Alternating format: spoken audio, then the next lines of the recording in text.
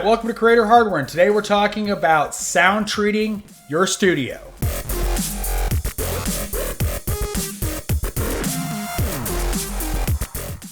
The biggest issue with sound treating your room is reverberation. You know, whatever studio you're in, reverberation is going to be the biggest thing that, well, affects it. Reverb is where you speak and it bounces off a surface and comes back to you. Reverberation and echo are similar but different. Reverberation comes immediately back, whereas echo, there is a delay. Reverberation is what we deal with in sound. If you've dealt with reverb in your studio, it can be difficult to solve. There's a lot of different information out there, and it can be expensive to sound treat your studio space. So we're going to talk about some options to make your space sound better. First things first, stuff. The easiest thing to do is put a lot of stuff in your room.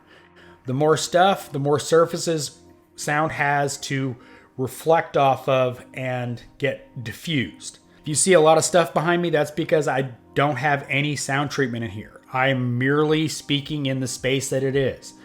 And I don't have a lot of reverb because sound travels in a straight line and bounces back based on the surfaces it hits. If it hits a corner, it's going to reflect right back. So if you're talking towards a corner, your reverb is going to be really, really bad.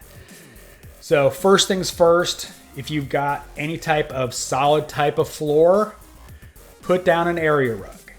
You know, get a cheap area rug from some of the discount stores, just something to quiet the reverb off of the floor. Surprisingly amount of noise comes off the floor. Bass traps. Bass traps are one of the best things you can do for your audio. Because those corners I talked about is the worst part for reverb to happen. They hit the corners and they bounce right back to you. So it's important to treat those first. Bass traps like this will definitely improve your audio the most of any other treatment.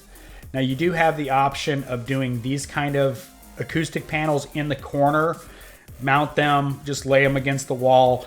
They will help a lot. Now I have a good bit of experience with these panels because the shop I work at, the main office, has a very vaulted ceiling, and when we first opened had a lot of reverb in the office.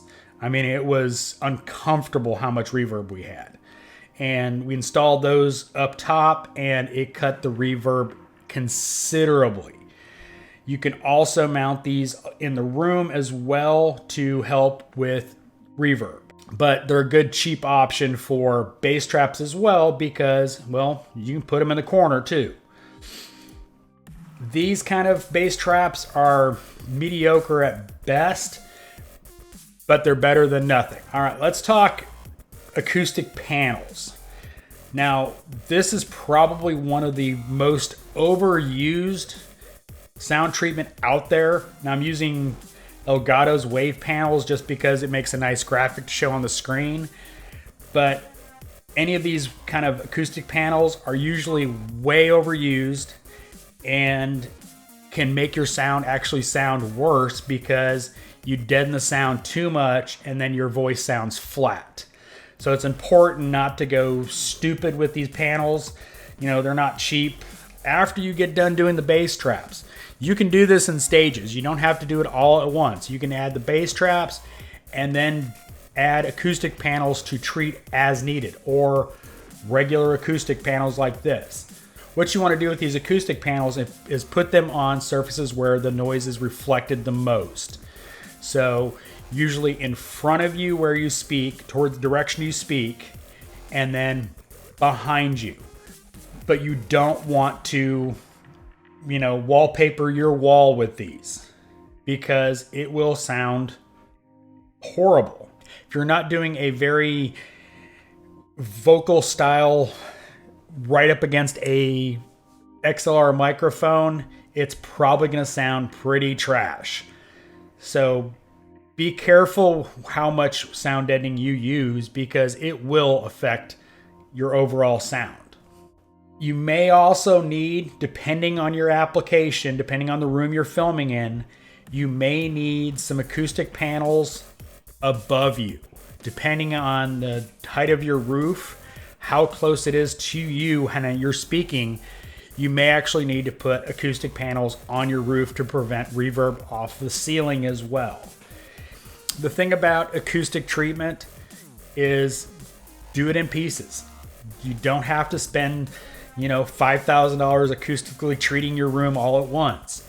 Do the bass traps, do some acoustic panels, do the carpet, and go through and improve your sound here and there. Any bit of sound improvement will help your videos because, well, sound is actually more important than video. I don't care how good your video is, your sound is garbage, most people are going to bail. Sound treatment is not a easy thing for anybody that's not a, sound engineer to do, but take your time, do it in steps, and figure out what works best for your space. That's the biggest thing. You need to figure out what's going to work best for the space you're filming in because, well, that's where it matters.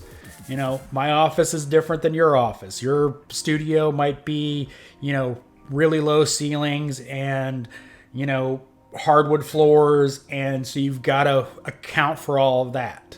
So hopefully this video was helpful. As always, hit record, hit upload. Thanks for watching. This is Creator Hardware.